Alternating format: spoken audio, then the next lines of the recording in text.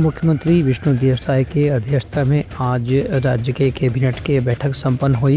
ये बैठक में फैसला करेगी इसकी एदारी भी केंद्र सरकार 2300 रुपए क्विंटल के हिसाब से धान के समर्थन मूल्य घोषित करे है। में 800 रुपए के एक मुश्त अधिदेय राशि राज्य सरकार डाले किसान मन ला दे जाही। इला मिलाकर के 31 रुपए प्रति क्विंटल की दर से धान खरीदी करे जाते। कैबिनेट में ये भी फैसला करे किसी की अतिशेष धान ला नीलामी पर ऑनलाइन प्लेटफॉर्म के उपयोग करे जाही, जेकर से जहाँ कहीं भी अतिरिक्त धान के भंडारण है पूरा नीलामी करके राज्य सरकार के पास धन की व्यवस्था करे जाए। एक अलावा आज के बैठक में भी फैसला करेगी इसकी राज्य के कलाकार मतलब जो आर्थिक सहायता दे जाते 25,000 रुपये से बढ़ाकर के अब 50,000 रुपये तक की दी जाए और मृत्यु की स्थिति में 1 लाख रुपये तक की आर्थिक सहायता कलाकार मंडल दी जाही।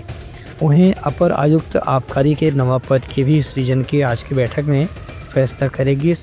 एक संघ गृह निर्माण मंडल के पिछले 5 साल में जो भी मकान या संपत्ति नहीं बिके है उनमें 10 से लेकर के 30% तक के छूट देके वाला बेचे के भी फैसला करेंगे है। प्रधानमंत्री आवास योजना शहरी के अंतर्गत 1,32,000 हितग्राही मन ला लाभान्वित करे बर करीब 4,000 करोड़ रुपए की प्रावधान करेगी है, जिसमें करीब 1,500 करोड़ रुपए राज्य के हिस्सा रही, बाकी हिस्सा केंद्र सरकार से प्राप्त हुई।